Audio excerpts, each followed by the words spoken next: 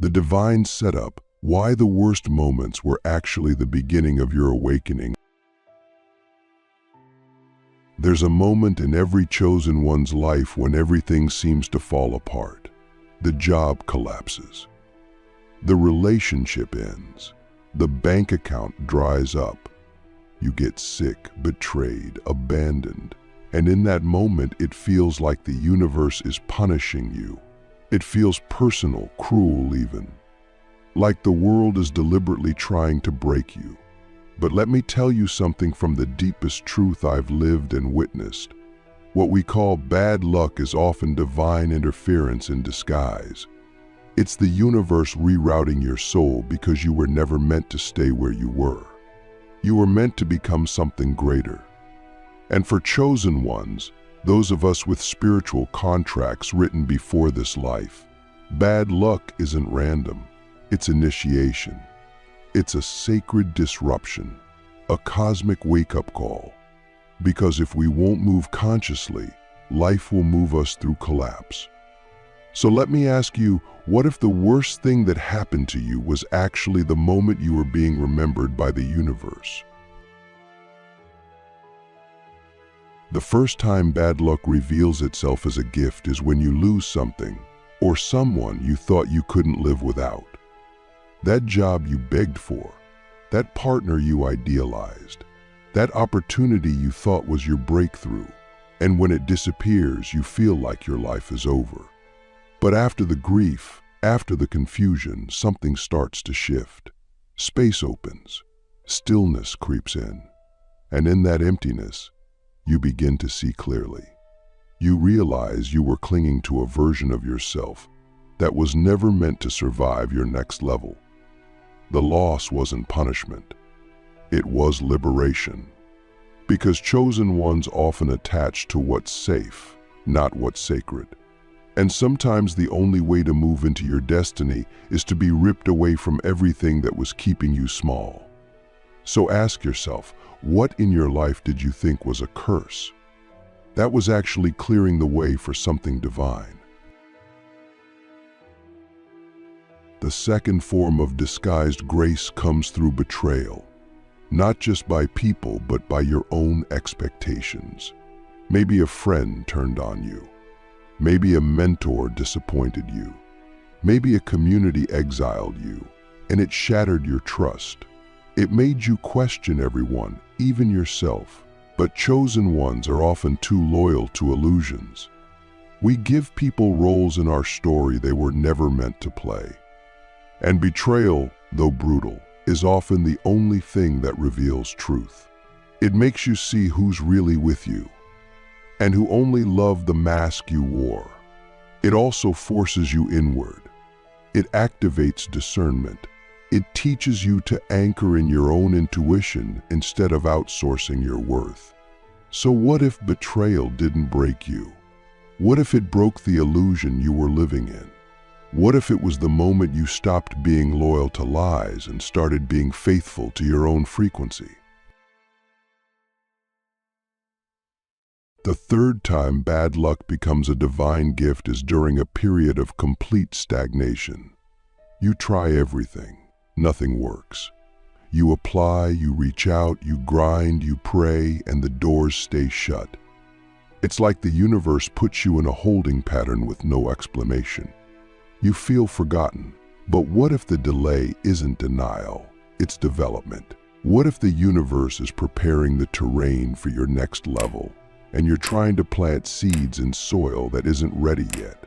Chosen ones often carry big missions, and big missions require divine timing. If you move too soon, you'd sabotage the very thing you were meant to build. So the stagnation is sacred. It's the cocoon phase. It's the place where your wings grow in silence. If you're in that space now, don't force your way out. Instead, ask, what part of me is still being refined before the next door opens? The fourth moment when bad luck is actually a blessing is when you face a financial collapse. You lose income. You get hit with unexpected expenses. You feel the walls closing in, and fear grips you. Security vanishes, but chosen ones are often too reliant on external support. And financial collapse forces you to reconnect with the inner economy of your soul. It teaches you resourcefulness. It awakens dormant gifts. It breaks your addiction to false safety. You begin to create from necessity, which is often the birthplace of genius. Many of the most powerful spiritual leaders I've met were initiated through poverty, not because they were meant to suffer, but because they were meant to source their power from within, not from systems. So what if your scarcity season wasn't a punishment, but a sacred reset? What if it was the moment you stopped chasing stability and started embodying abundance as a frequency? The fifth form comes disguised as illness or burnout. Your body breaks down. You can't function like you used to. You're forced to stop. And in that stillness, a deeper voice begins to speak. Because chosen ones often ignore the whispers until they become screams. We override our intuition in the name of productivity. We carry other people's pain like it's our purpose. And illness becomes the only way our soul can get our attention. It's not just about the physical, it's a soul-level shutdown. A sacred pause, a forced realignment. It asks you, what are you carrying that was never yours? What are you building that your soul never signed up for? Illness, for chosen ones, is often the body's way of purifying the path. And when you listen, not just medicate, but listen, you realize the sickness was a message, a teacher, a portal. So ask yourself, what is your body trying to say that your mind refuses to hear? The sixth moment of disguised grace comes through isolation. Everyone disappears. Friends stop calling. You feel invisible, and the silence feels unbearable.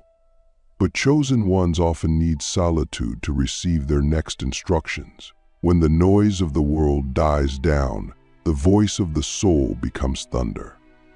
Isolation isn't punishment, it's preparation. It's the universe clearing the field so you can recalibrate your frequency. Because your next level won't be built through popularity. It will be built through purity. You were never meant to be understood by everyone. You were meant to be aligned with the few. And isolation is the fire that burns off the false connections, the distractions, the opinions. It's holy ground. So instead of asking, why is no one here for me? Ask, what is trying to reach me that could only come through silence? The seventh and final point in this part is perhaps the hardest to accept.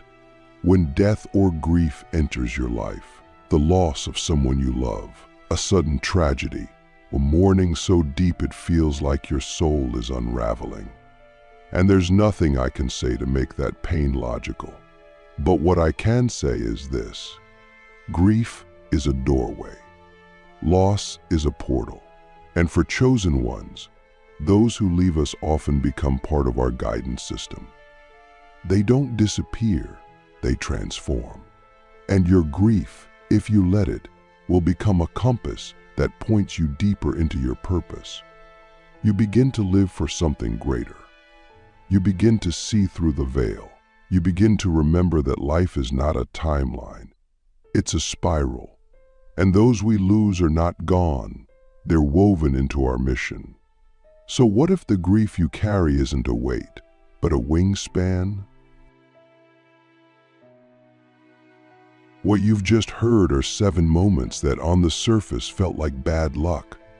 But beneath them, sacred design, divine redirection, cosmic refinement. Being a chosen one doesn't mean life gets easier. It means life gets intentional. Every challenge is coded with wisdom. Every breakdown is an encoded initiation. The question is, can you decode it before it destroys your faith? The curriculum of collapse, why chosen ones are trained through fire, not favor. If you're still watching this, then let me speak to the part of you that already knows your life has never been ordinary because your soul came here with an extraordinary purpose. And one of the most brutal truths on the spiritual path is this: chosen ones are not trained through comfort. We are trained through collapse, through confusion, through loss, through betrayal. And not because the universe is cruel, but because only fire can reveal what is indestructible. The life you thought you were building isn't the life your soul signed up for. And so the universe tears it down, not to punish, but to align. If you've ever wondered why your life keeps falling apart just when you think you've figured it out, it's because you're being taught through a hidden curriculum. One that doesn't reward you for following rules, but for remembering who you are beneath them. So let's go deeper into this curriculum. Let's decode the sacred logic behind your suffering. The first lesson in the curriculum of collapse is identity disintegration. Chosen ones are often born into roles they never chose. The golden child, the scapegoat, the rebel, the healer. We build personalities to survive our families, our cultures, our religions. And then one day, life rips those masks off. You lose your job, and suddenly you're not successful anymore.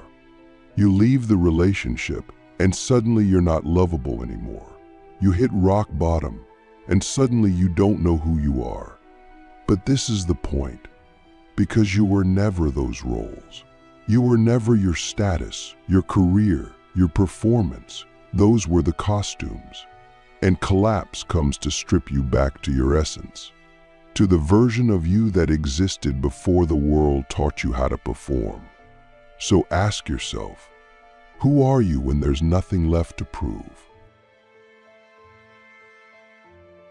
The second lesson is energetic detoxification. When your life falls apart, it's not just about external change, it's about energetic recalibration. Chosen ones often carry frequencies that don't belong to them. Generational trauma, collective pain, old karmic contracts. And crises come to shake those frequencies loose. Think about it. When you're in grief, rage, heartbreak, what happens? You cry, you scream, you tremble, yo isolate. These aren't just emotions, they're purges. Every breakdown is your soul's way of releasing what your ego tried to manage. And the more you resist the release, the more the pain intensifies. So what if your bad luck wasn't bad at all?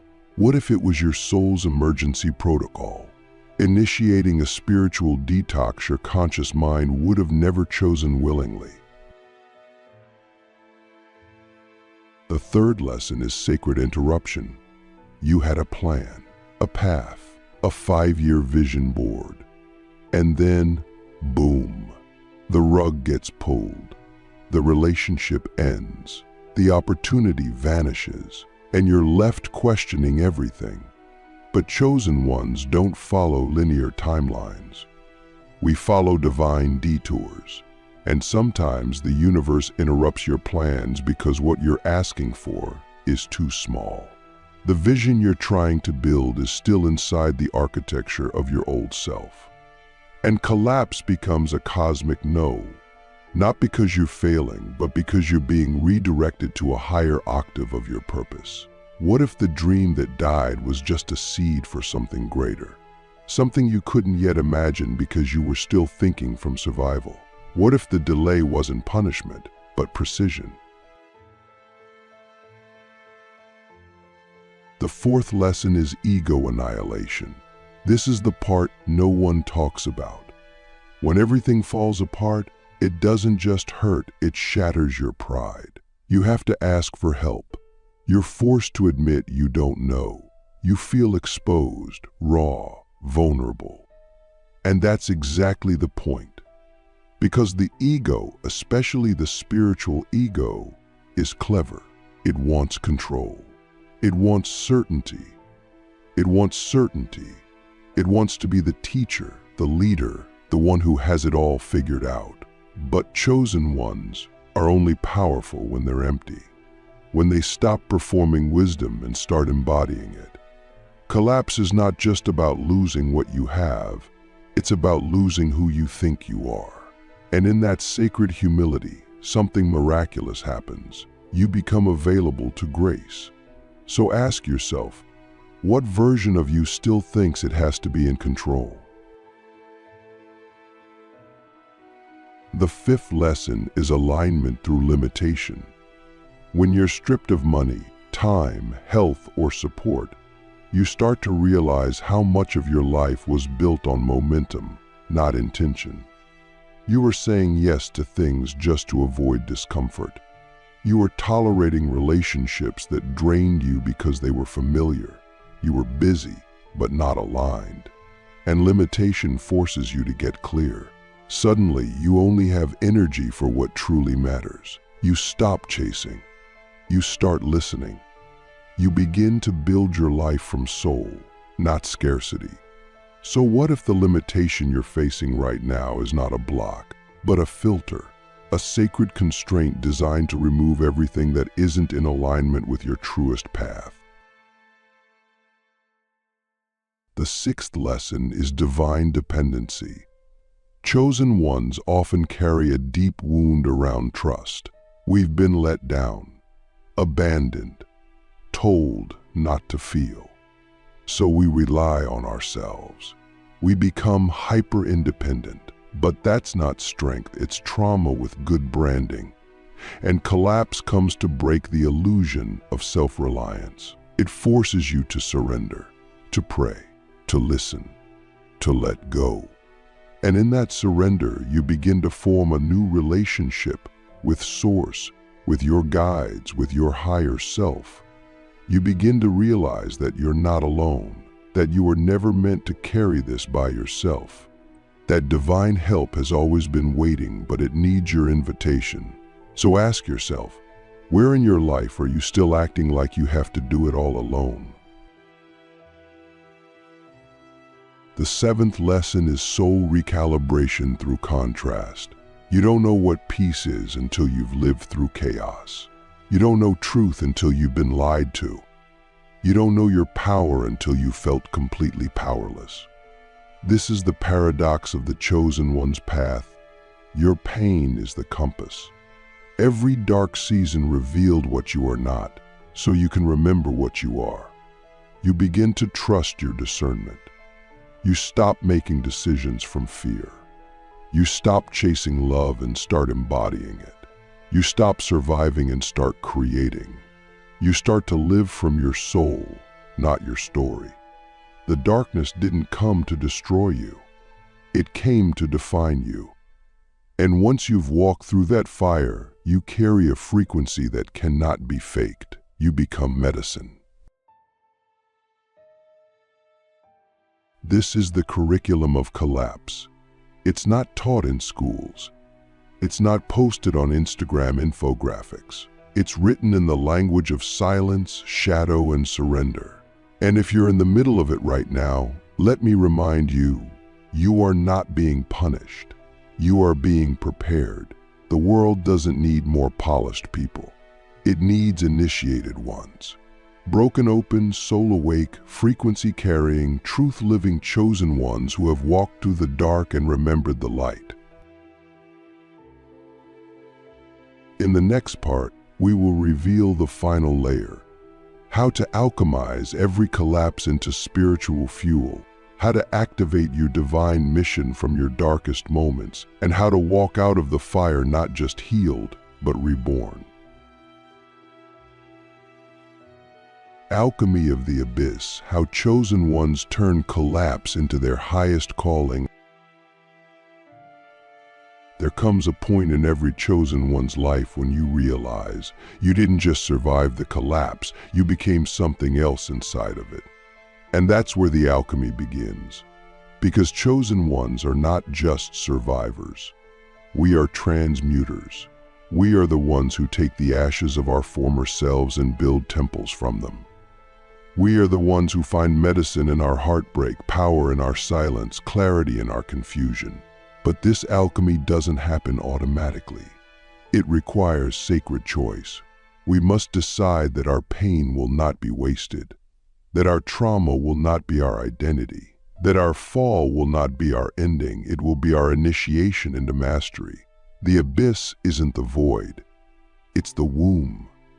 And if you're willing to stay present inside the darkness long enough, you will realize it was never empty. It was pregnant with your next becoming. So let's talk about how to turn your collapse into your calling. The first step in alchemy is radical witnessing. This means looking at your pain without flinching, without numbing, without spiritual bypassing. You don't rush to forgive when you haven't even grieved. You don't cover it in light when the wound is still bleeding. You sit with it. You look into the eyes of your own shadow. You name what hurt. You name what died. You name what you lost. Because only what is fully faced can be fully transformed. Chosen ones often carry deep emotional intelligence, but we've been trained to suppress it to keep others comfortable. Alchemy begins when we stop lying to ourselves about how much it hurt. So ask yourself, what truth have I been avoiding because I was afraid it would break me, when it's actually the truth that will set me free?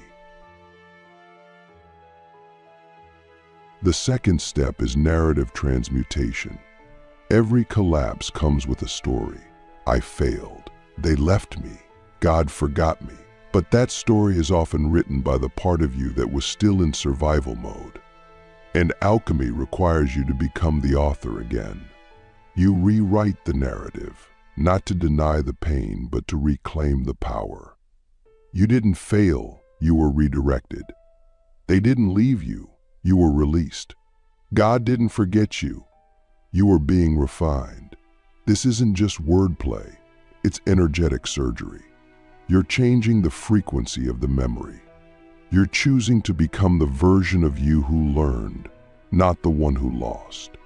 So take a moment and ask, what is the story I've been telling? And what is the higher truth that's been waiting for me to speak it? The third step is devotional action. Alchemy isn't just emotional, it's embodied. You have to take the wisdom you gained and build with it. Start speaking, start creating, start serving, start showing up as the version of you who knows what the fire taught you. This is where most chosen ones get stuck. They wait until they feel ready.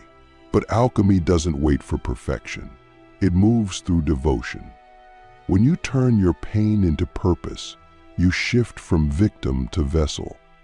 You become a living transmission.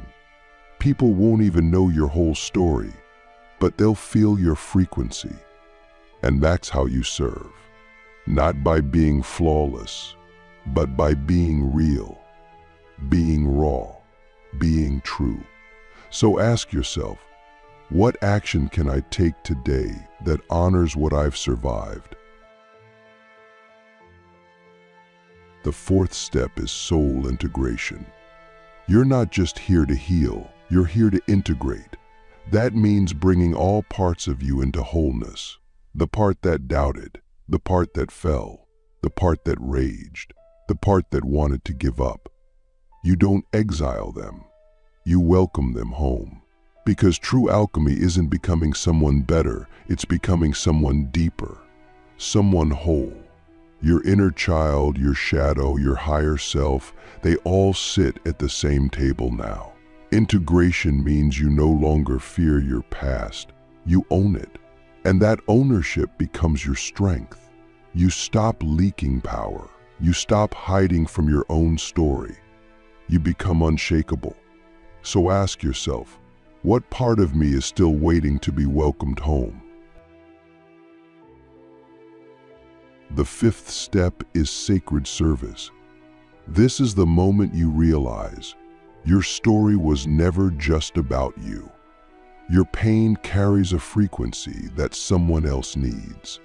Your healing becomes a map for others, and your wounds become the places where your light shines the brightest. Chosen ones are here to transmit codes, not just through teaching but through being. When you walk through the world embodied in your truth, you shift rooms. You awaken people. You remind them of who they are. And this isn't about being a guru or a savior. It's about being real in a world full of illusion. It's about being love in a world that's forgotten how to feel. Your service is your presence, your story, your frequency. So ask yourself, who could be set free just by hearing how you survived? The sixth step is gratitude from the soul level.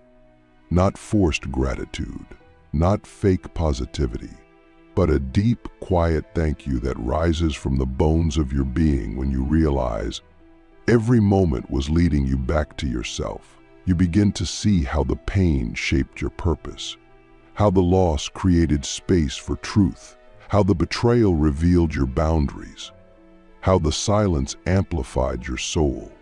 And in that moment, you don't just forgive life, you bless it. You bless the fire. You bless the fall.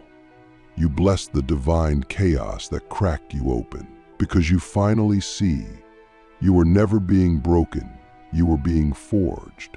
So ask yourself, what moment am I ready to bless, not because it was easy, but because it made me who I am today? And the seventh, final step of alchemy is embodied remembrance. You're not the person who entered the fire. You're not the one who blamed the universe. You're not the one who doubted their worth. You are the one who walked through the abyss and didn't lose your light. And now you walk differently, not with arrogance, but with anchored presence. Not with perfection, but with power. The power of someone who knows who they are. The power of someone who knows why they came. You are no longer just a survivor.